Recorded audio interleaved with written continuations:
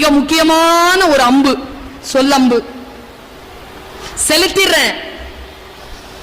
மனம் நிறைய பிரார்த்தனை இருக்கிறது. குழந்தைகளை புர்கா அணிந்து கொண்டு இத்தனை பெண்கள் கல்வி என்கின்ற ஆயுதத்தை எடுப்பதற்காக உங்கள் குடும்ப உறுப்பினர்களினுடைய ஆகப்பெரிய நம்பிக்கையை பெற்றுக்கொண்டு இந்த மேடையில் முன்னால் வந்து உட்கார்ந்திருக்கிறீர்கள். இது சாதாரணமாக கிடைத்த வாய்ப்பு இல்லை. உன் பாட்டிக்கு இந்த வாய்ப்பு கிடைக்கவில்லை, உன் தாய்க்கு இந்த வாய்ப்பு கிடைக்கவில்லை. சமூகம் உன் மீது இந்த வாய்ப்பை தந்திருக்கிறது என்றால் அது உன்னை மிக ஆழமாக நம்புகிறது என்பதற்காகத்தான் நான் சொல்லுகிறேன். அவர்களுடைய நம்பிக்கையை கையில் எடுத்துக் கொள்வதற்காக இந்த மிக முக்கியமான இந்த சொல்லம்ப தரேன். அடாலசன்ட்ல இருக்கக்கூடிய பாய்ஸ், 15, 16, 17 வயதில் இருக்கக்கூடிய பெண் குழந்தைகள், உங்களுக்கு ஒரு சகோதரியாக, ஒரு தாயாக, ஒரு ஆசிரியையாக நான் சொல்லுகின்ற மிகப்பெரிய ஆழமான விஷயமாக நீ எடுத்துக்கோ. சிந்திக்க தெரிந்தவன் நீ. நான் சொல்லுவது உனக்கு புரிகிறது. ஆழமாக தியானத்தோடு இந்த வார்த்தையை உள்வாங்க. மரங்களிலேயே உயர்ந்த மரம் எது? மரங்களிலே உயர்ந்த மரம் ஆலமரம், பெரிய மரம். உயர்ந்த மரம், உயர்ந்தது என்றால் அளவில் அல்ல, தன்னுடைய தகைமையில் உயர்ந்தது. மரங்களிலேயே உயர்ந்த மரம் சந்தன மரம். சந்தன மரம் மிக உயர்ந்தது. ஏன் தெரியுமா? நான் உள்ள வரும்பொழுதும் சந்தனத்தை தான் கொடுத்தாங்க.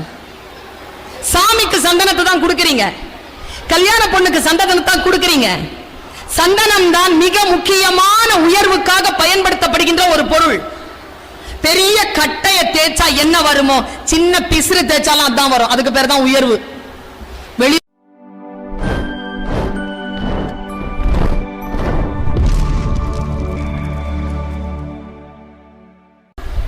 நான் இப்ப சமீபத்துல யூடியூப்ல மிக முக்கியமா ஒரு செய்தியை பகிர்ந்துகிட்டேன். அதை பல பேர் என்னிடத்தில் பகிர்ந்து கொண்டார்.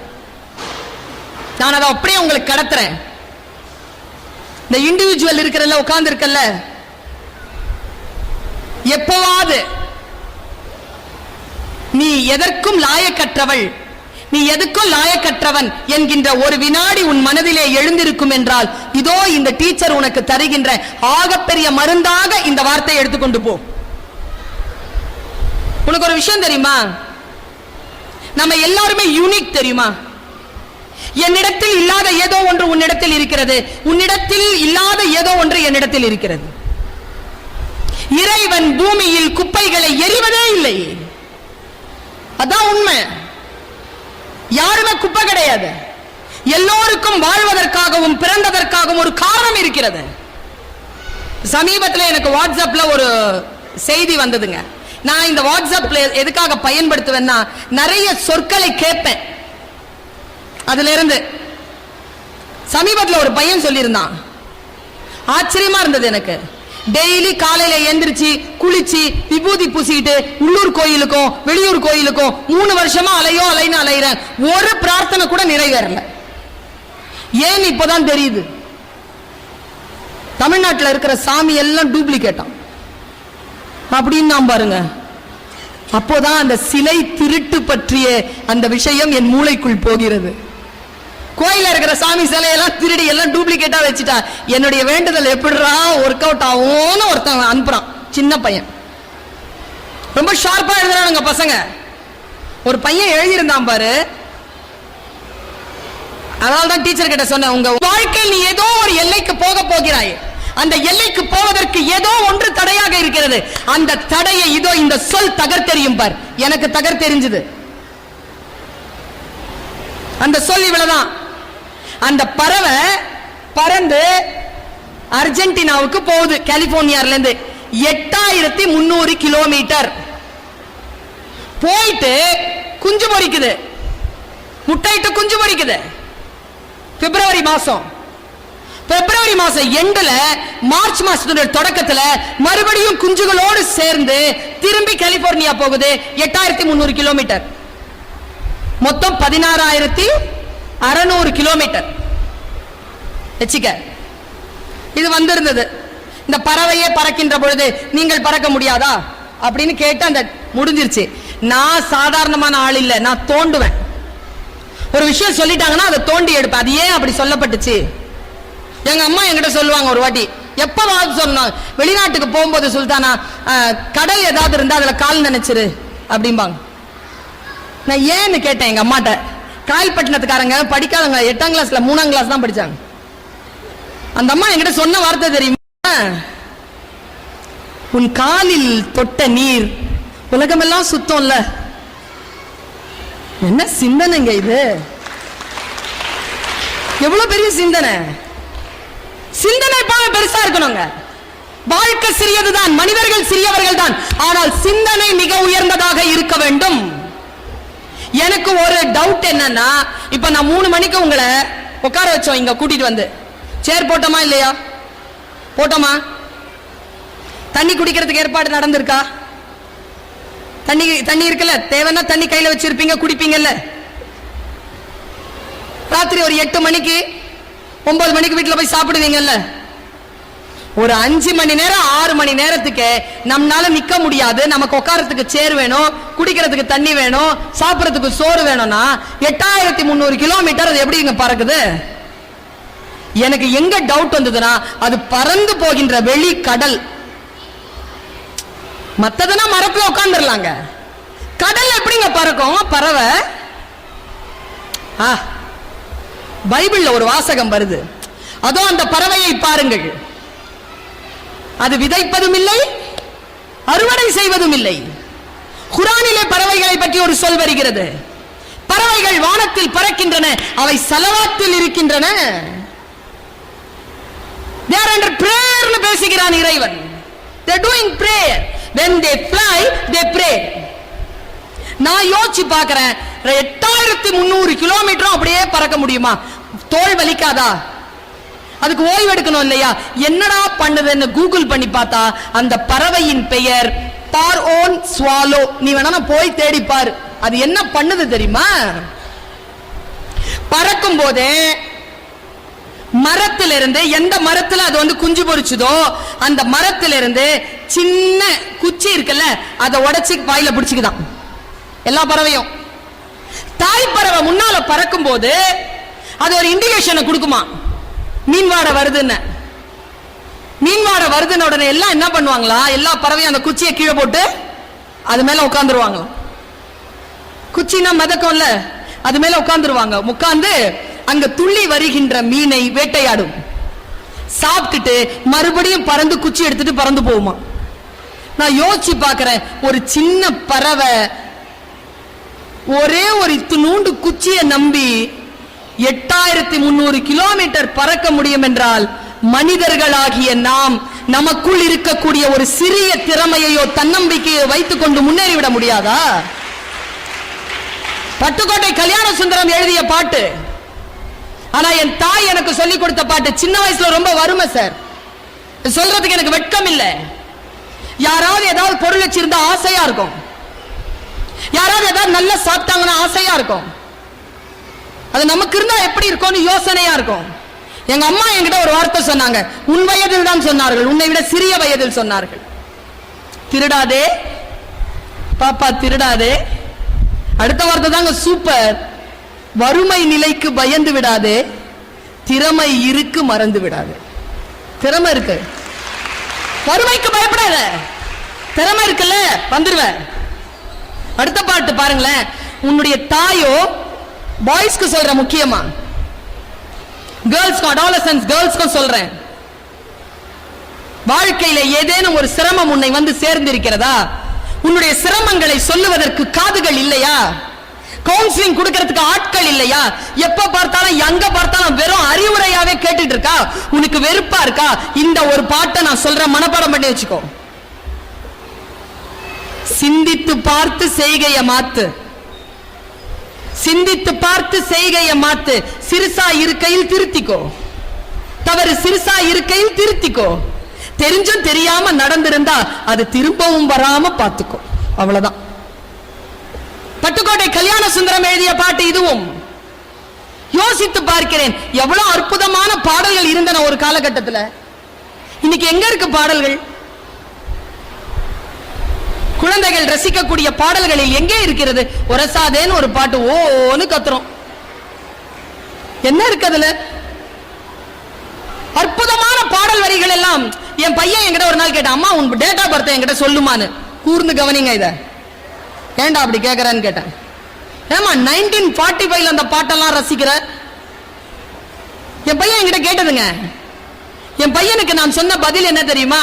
நான் 1945 வந்த பாடல்கள் என்னால் ரசிக்க முடியுங்க. என் வயதில் இருக்கக்கூடியவர்களால் அதை ரசிக்க முடியாது.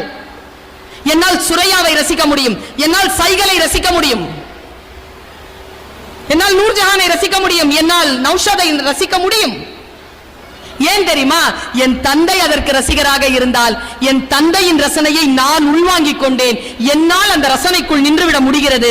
நான் என் ரசனையை என் குழந்தைக்கு கடத்துவதிலிருந்து நான் தவறு செய்து விட்டால் என் குழந்தை இந்த சூழ்நிலை சிக்கலில் அழிந்து நாசமாகிவிடும்.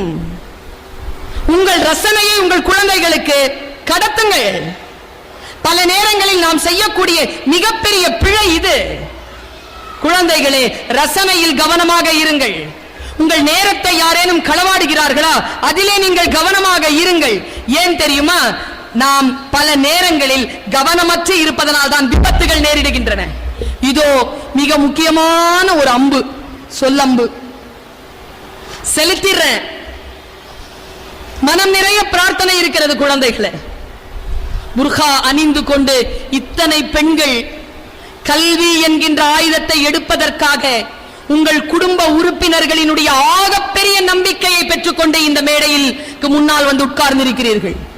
இது சாதாரணமாக கிடைத்த வாய்ப்பு இல்லை. உன் பாட்டிக்கு இந்த வாய்ப்பு கிடைக்கவில்லை, உன் தாய்க்கு இந்த வாய்ப்பு கிடைக்கவில்லை.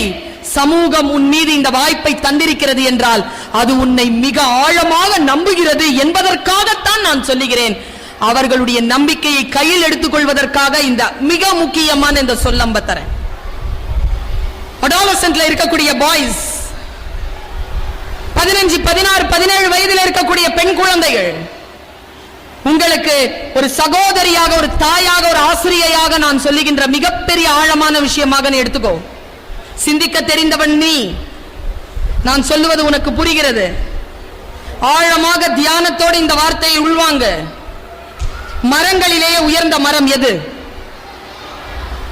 மரங்களிலே உயர்ந்த மரம் ஆலமரம், பெரிய மரம். உயர்ந்த மரம், உயர்ந்தது என்றால் அளவில் அல்ல, தன்னுடைய தகைமையில் உயர்ந்தது. மரங்களிலேயே உயர்ந்த மரம் சந்தன மரம். சந்தன மரம் மிக உயர்ந்தது. ஏன் தெரியுமா?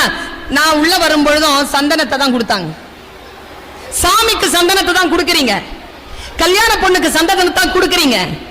சந்தனம் தான் மிக முக்கியமான உயர்வுக்காக பயன்படுத்தப்படுகின்ற ஒரு பொருள். பெரிய கட்டைய தேய்ச்சா என்ன வருமோ, சின்ன பிசுறு தேய்ச்சாலும் அதான் வரும். அதுக்கு பேர் தான் உயர்வு. வெளியில ஒண்ணு உள்ள ஒண்ணு இல்ல. யானை மாதிரி காட்டுற பல்லு வேற, சாப்பிடுற பல்லு இல்ல, ரெண்டும் ஒண்ணுதான். அந்த சந்தன மரத்தை பத்தி ஒண்ணு கேட்டேன் பிள்ளைகளே. உங்களை கேட்கிறேன், நான் பெண் குழந்தைகளை கேட்கிறேன். நீங்க ஹிஜாப் அணிந்திருக்கிறீர்கள், உடலை மறைத்திருக்கிறீர்கள். ஏன்? ஏன்? அது உயர்ந்தது. மற்றவர்களால் தவறாக வசீகரிக்கப்படக்கூடாது என்பதற்காக மறைத்து வைத்திருக்கிறீர்கள். உயர்ந்தவை எப்பொழுதும் அடுத்தவர்களால், தீமைகளால் வசீகரிக்கப்படும். தீமைகள் மட்டும்தான் தீமையால் வசீகரிக்கப்படாது, நன்மையும் தீமைகளால் வசீகரிக்கப்படும். ஆபத்து வர்றதே நன்மை நிறைய இருந்தாதாங்க ஆபத்தே வருது. தீயவர்களுக்கு எங்க ஆபத்து வருது? நன்மையால் நிறைந்திருக்கின்ற பொழுதுதான் ஆபத்து வருது. ஆனாலும் அந்த நன்மை தான் ஜெயிக்கும். இதை ஏன் தெரியுமா சொல்றேன்? சந்தன மரம் இருக்குல்லப்பா, அது ரொம்ப வாசமானதா, ரொம்ப உயர்ந்ததா? அந்த உயர்ந்த வாசமான விஷயத்தை தேடி மனிதர்கள் மட்டும்தான் போகிறார்கள் என்று இல்லை, விஷப்பாம்புகளும் போகும். எல்லா சந்தன மரமும் விஷப்பாம்புகளால் சூழப்பட்டிருக்கும். ஆனாலும் நான் இங்க நிறுத்துறேன், சிந்தனைக்காக நிறுத்தி சொல்றேன். உயர்ந்த மரமாகிய சந்தன மரம் விஷப்பாம்புகளால் சூழப்பட்டிருந்தாலும் தன் பிசிறு வரைக்கும் அது கெட்டு போவதில்லை. ஏனென்றால் தன்னை சூழ்ந்திருக்கக்கூடிய தீமைகளால் அது பாதிப்படைவதில்லை. அதனால் தான் அது உயர்ந்த நிலையில் இருக்கிறது. குழந்தைகளே, உங்களை தேடி தீமை வரலாம், வரும். அது எப்படி வராம போகும்? வரும். எவ்வளவு தீமை வந்தாலும் அந்த தீமையால் நான் பாதிக்கப்பட மாட்டேன் என்று நீ உயர்ந்து நின்றால் நீயும் சந்தன மரமாகத்தான் இருப்பாய் என்று சொல்லுவதற்காகத்தான் குழந்தைகளே இதை நான் சொல்லுகிறேன். வாழ்க்கையில் உயர்ந்து வருவது என்பது எவ்வளவு பெரிய பயணம் தெரியுமா? சாதாரணமாக வாய்த்து விடுமா வெற்றி? சாதாரணமாக கிடைத்து விடுமா? ஏன் தாஹா அவர்களுக்கும் நம்முடைய தாவூத் அவர்களுக்கும் தீமைகளே நேர்ந்திருக்காதா? கெட்ட விஷயங்கள் பக்கத்தில் வந்து வசீகரிக்கப்பட்டிருக்க மாட்டார்களா? இருந்தாலும் அந்த தீமையால் தான் பாதிப்படைய மாட்டோம் என்கின்ற அந்த செல்ஃப் டிசிப்ளின் இருக்கக்கூடியவர்கள் தான் முன்னால் இருக்கின்றவர்களுக்கு வழிகாட்டக்கூடியவர்களாக இருக்கிறார்கள். இல்லை என்றால் அவர்கள் பலியாகி போகிறார்கள். நான் யோசிச்சு பார்க்கிறேங்க, பல நேரங்களில் நம்முடைய வாழ்க்கையில் நாம் எட்ட வேண்டிய உயரத்தை எட்டாமல் இருப்பதற்கு மிக முக்கியமான காரணம் என்ன தெரியுமா? நம்முடைய சுயத்திலே நமக்கு இருக்க வேண்டிய ஒன்று இல்லாமல் இருப்பது. அதுக்கு பேரு லீடர்ஷிப் குவாலிட்டி. நான் இதை சொல்லி நிறைவு செய்றேன். மிக முக்கியமான ஒரு குவாலிட்டிங்க. பல நேரங்களில் இது நம்ம கிட்ட இல்ல. ஒரு சிங்க கூட்டம் இருக்குன்னு வச்சுக்கேன், ஒரு கழுத தலைமை, ஒரு கழுத கூட்டம் இருக்கு, சிங்க தலைமை, ரெண்டும் போர்ல மோதுது, எது ஜெயிக்கும்? திரும்ப சொல்றேன், ஒரு பெரிய சிங்க கூட்டம், கழுத லீடு. ஒரு பெரிய கழுத கூட்டம், சிங்கம் லீடு, எது ஜெயிக்கும்? கழுதைகள் கூட்டம் தான் ஜெயிக்கும். ஏன் தெரியுமா? சிங்க கூட்டத்திற்கு கழுதை தலைமையாக இருந்தால் சிங்க கூட்டங்களால் ஜெயிக்க முடியாது. கழுதை கூட்டத்திற்கு சிங்கம் வந்து சேர்ந்தால் கழுதைகள் கூட சிங்கத்தை ஜெயித்துவிடும் என்பதுதான் நம்முடைய அறிவியல். அறிவியலதான். என்ன கேட்டா +1 +2 படிக்கிற ஒவ்வொரு குழந்தைகளும் லீடர்ஸ். 9th 10th படிச்சிட்டு இருக்கக்கூடிய குழந்தைகள் எல்லாம் லீடர்ஸ்.